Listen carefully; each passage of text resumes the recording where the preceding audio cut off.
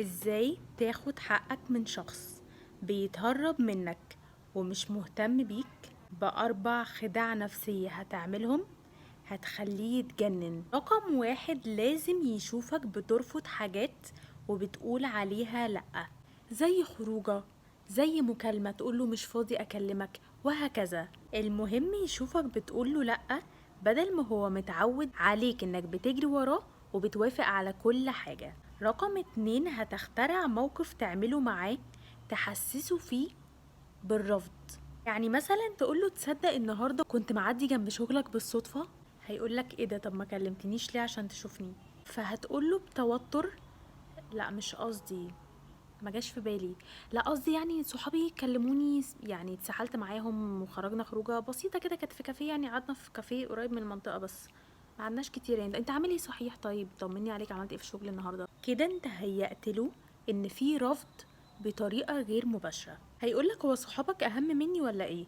كده حصل رفض رقم واحد. رفض رقم اتنين، انه اكيد هيقولك بعدها مش مشكله ننزل مره تانية، او هيجيب لك سيرة خطة تانية. ساعتها هتقوله طب هشوف عشان عندي شغل كتير الفترة الجاية، بس هحاول كده كده طبعا. هو اليوم الوحيد اللي انا فاضي فيه الجمعة الجاية دي، نازل مع صاحبي بقالي كتير ما شفتوش، الجمعة اللي بعدها ممكن، الجمعة اللي بعدها. كده انت اخترعت موقف كامل خليته يطلب منك وانت ترفض، وكل ده من غير ما يحس.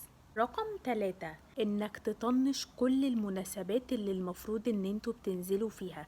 يعني مثلا انتوا متعودين تنزلوا كل خميس، فهيلاقي ان انت كل خميس مش بتكلمه، مش مهتم ان انتوا تنزلوا.